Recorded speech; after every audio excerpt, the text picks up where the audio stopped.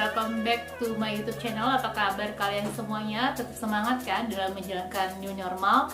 Kan sekarang jubirnya udah ganti, udah yang cantik. Jadi pasti kalian tambah semangat ya. Oke, tetap bawa maskernya, pakai maskernya, jangan pegang-pegang depannya sesuai kata Dokter Reza. Terus kemudian bawa hand sanitizer-nya, jaga jarak 2 meter ya. Corona itu ada, walaupun dibilang operasi, tapi dia ada. Oke? Sebelumnya aku juga mau terima kasih kepada yang udah klik channel YouTube aku ini, apalagi yang udah subscribe, like, share, apalagi komen. Rasanya aku pengen peluk kalian satu-satu. Dan yang belum subscribe ya, karena subscribe itu gratis dan kalian bisa dapat info terbaru tentang kesehatan, sex education, kontroversi dan lain-lain. Teman-teman, aku hari ini mau membahas tentang penyakit mental namanya distimia. Berapa bulan yang lalu, hampir 8 bulan yang lalu aku didiagnosis penyakit ini. Walaupun sebenarnya aku tuh gak terlalu percaya sama penyakit ini, karena katanya orangnya tuh gak happy, unhappy. Sedangkan aku tuh happy-happy aja, biasa-biasa aja. Mungkin gak tahu dia bener apa enggak ya. Terus penyakit ini cukup berbahaya ya, karena bikin kamu tuh nggak optimal dalam menjalani kegiatan kamu, dalam pekerjaan, dalam sekolah. Bikin kamu tuh nggak 100%. Harusnya kamu bisa 100%, kamu cuma di bawah standar malahan ya. Penyakit distimia itu adalah penyakit depresi kronis yang bersifatnya tahunan. Orang didiagnosis penyakit ini jika dia mengalami depresi minimal 2 tahun. Kalau misalnya nggak nyampe 2 tahun, dia bukan distimia gitu. Dan biasanya dia ada periode bebas depresinya hanya 2 minggu doang. Selebihnya dia depresi terus. Tapi karena ini penyakit kronis, seperti penyakit kronis pada umumnya, dia benar-benar dia seperti depresi lunak. Jadi kalau depresi itu sifatnya pengen bunuh diri lah, sedih terus, di kamar terus, nggak mau ngapa-ngapain, rasanya mau mati, nggak mau mandi. Distimia ini orangnya masih kayak orang normal, kalau orang nggak sadar, masih kerja, tapi dianya unhappy gitu, dia nggak optimal. Dia ada rasa nggak punya motivasi, bosen, kayak nggak ada pandangan soal masa depan. Kayaknya masa depan gue suram deh, gue sekolah ini suram deh, kayaknya cuma jadi ini doang deh, kayak gitu-gitu lah. Kalau misalnya lu sekolah, lu kayaknya nanti gue lulusnya gue mau jadi ini doang deh, kayaknya nggak punya motivasi yang bagus gitu buat kamu sendiri ya. Terus kamu tuh sifat rasanya nggak bahagia, unhappy. Jadi kalau misalnya teman-teman kamu tuh ketawa, terbahak-bahak, lepas, kamu tuh kayak cuman hahaha aja, tapi kamu nggak ngerasain feel-nya. Kamu kayak ya kewajiban aja gue ketawa, nanti kalau gue nggak ketawa ntar ditanya yang lagi kenapa. Nah kayak gitu tuh distimia.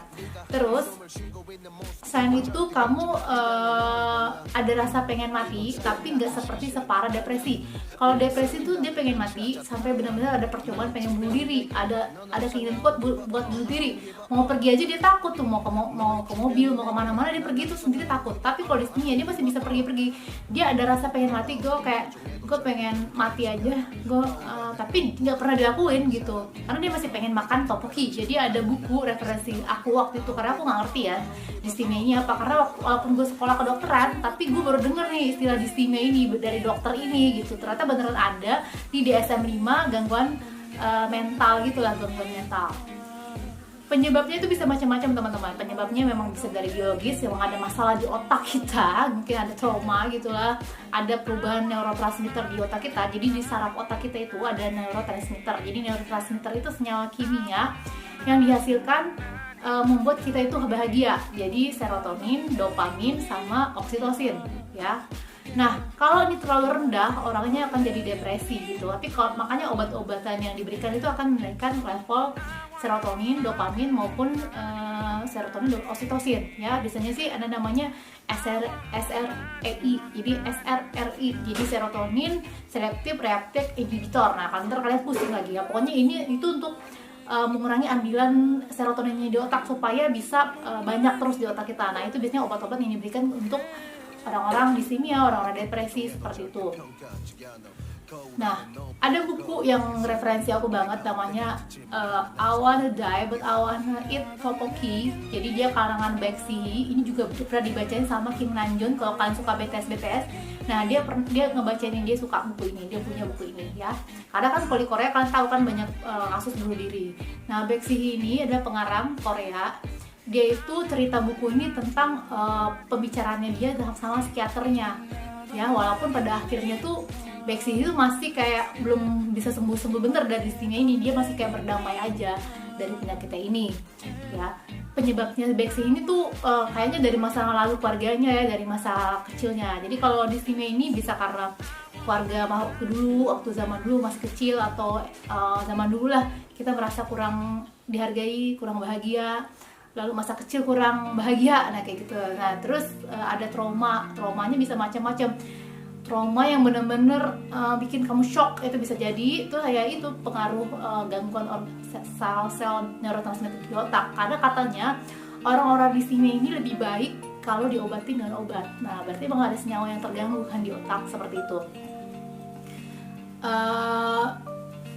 Kenapa waktu judulnya itu I wanna die, I wanna eat tteokbokki. Aku tuh nyari-nyari bukunya tuh nggak ada ceritanya dia mau makan tteokbokki, dia mau mati. Tapi sih ini sih istilahnya ya, kalau aku pikirin nih kayak gini. Ada orang pengen mati, ya kalau depresi kan bener-bener pengen bunuh diri ya, mati terus dia usaha bunuh diri. Nah kalau di sini ini dia rasanya pengen mati kayak sekelebat aja.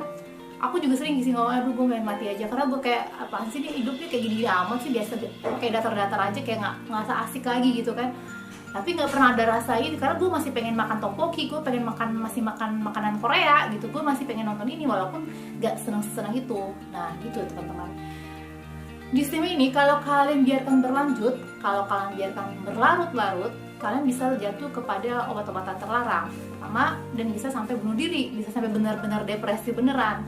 Jadi kalau kalian ngerasa apa yang aku bilang ya tadi, kayak unmotivated, unhappy sepanjang hari ya, kayak harga diri kalian tuh jatuh turun, terus habis itu sedih terus, nggak ngerasa happy, ada rasa kayak pengen mati juga, terus kayak kerja kalian tuh lu gue gak kayak gini dulu, gue semangat, gue sekarang gue gak semangat lagi, terus kayak ngebayangin masa depan suram, terus kalian suka kayak kayak menghakimi diri sendiri. Nah aku tuh juga punya gejala kayak gue suka menjudge diri gue sendiri. Misalnya gue melakukan sesuatu, misalnya kita ada kerjaan, terus ternyata ada yang salah di kerjaan ini ya, yang gue salahin tuh pertama ada diri gue sendiri. Gue selalu mereview gue setiap hari. Gue merasa kalau gue nge-review dan gue menilai diri gue sendiri, gue akan merasa lebih baik di berikutnya. Maksudnya gue akan bisa melakukan hal yang lebih baik lagi untuk kedepannya, seperti itu. Padahal itu sebenarnya ya ada baik buruknya juga ya. Kalau kalian terlalu menjudge diri kalian sendiri, menghakimi diri kalian sendiri, kalian itu bisa bahaya. Karena masalah itu cukup untuk sehari saja teman-teman, gak usah buat besok atau dengan larut. Karena waktu itu cuma 24 jam doang, dan hidup itu hanya sekali. Oke, jadi kalau kalian merasa ada masalah kayak gini yang aku hadapin dulu ya, coba kalian ke psikiater ya, nanti kalian akan dapat terapi ya, bisa terapi obat, terapi kayak psikoterapi, kayak konseling gitu, bisa dua-duanya, kombinasi dua-duanya. Kalau terapi obat nanti ada obat yang diminum rutin ya sampai gejalanya agak berkurang, nanti dosisnya diturun-turunin sampai stop. Nah kalau misalnya konsultasi sama dokternya nanti kayak namanya psikoterapi session gitu, kalian nanti akan diajak ngobrol-ngobrol dari hati ke hati sama psikiaternya. Nah dia akan mencari apa sih penyebab kamu kayak gini, apa benar adalah masalah keluarga zaman dulu, dan biasanya kalian akan berdiskusi dan bagaimana solusi supaya kamu bisa berdamai dengan itu, sehingga mempengaruhi memori kamu dan kamu bisa berdamai dengan diri kamu sendiri.